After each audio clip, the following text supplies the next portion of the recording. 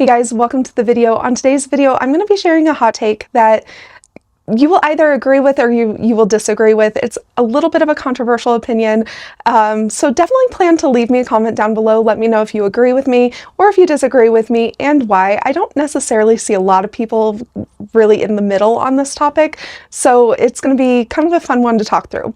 But before we get started, I want to invite you to like the video and subscribe if you're not already.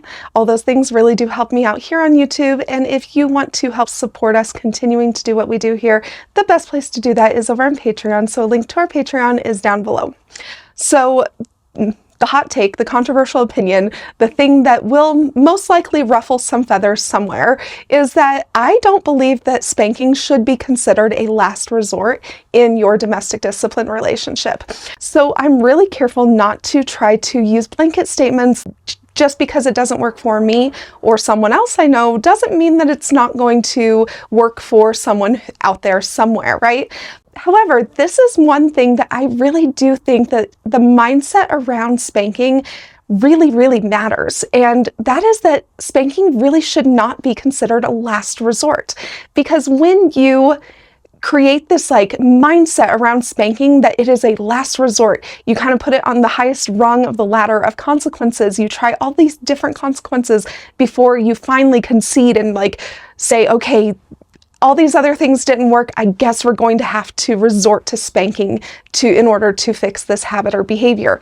When you do that, you create a mindset around spanking that it's inconvenient, or you turn it into a catastrophic event.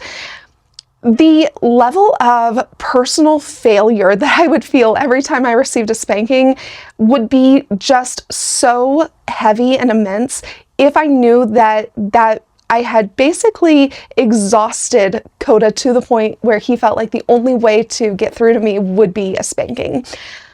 Rather than kind of create that mindset, rather than look at spanking as this last resort, big catastrophic, monumentous consequence, rather than do that, it's a lot healthier, in my opinion, to look at spanking as a natural consequence to a chosen behavior. So even something small, if you know, if I choose this behavior, if I choose to not follow this structure or this routine, if I choose to step outside of the authority of my head of household, even in a small way, that the natural outcome of that is that I'm going to receive a spanking, it creates a better mindset around spanking. It creates this mindset of, this is how I learn.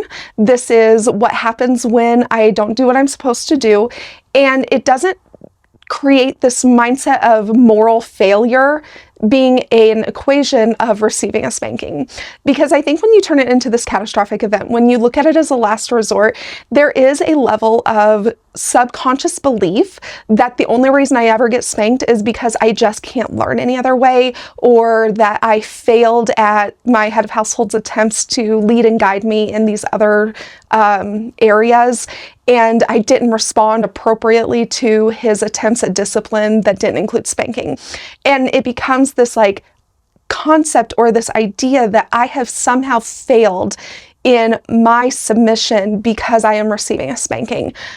Where if you look at it as a natural outcome, we can all agree that we're never going to be perfect. We can all agree that mistakes happen, and we can all agree that we take discipline as an opportunity to learn. So when spanking becomes the natural outcome of not doing what you're supposed to do, you can look at it as a learning opportunity, not a moral failing. And I think that it's really important to have that mindset that discipline, especially spanking, is an opportunity to learn, grow, and develop through that process. If we look at it as a moral failing, then we're going to feel down on ourselves. We are going to feel like we failed, like we can't do anything right, that, it's just going to have all this negative connotation. And then after the spanking, it's going to be a lot harder to have that reconciliation, to feel resolved, to have that connection to your head of household again. And that is kind of part of the process, and that's part of what makes spanking effective.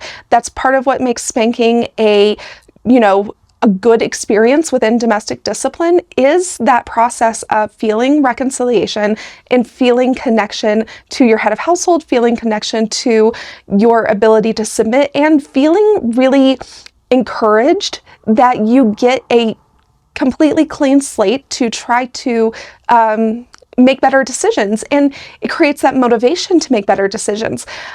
Positive reinforcement doesn't necessarily always mean that there's not a negative consequence. Spanking is a negative consequence for behavior, but you create a positive reinforcement feedback from spanking when you use it in a way that encourages a positive mindset and encourages your taken in hand to believe that they can do better and that they are really walking forward with a clean slate, that they don't need to feel guilty, that they don't need to feel a sense of failure, that they don't need to feel a sense of remorse anymore, that they had their consequence, they apologized, they received forgiveness, and now it's time to move forward.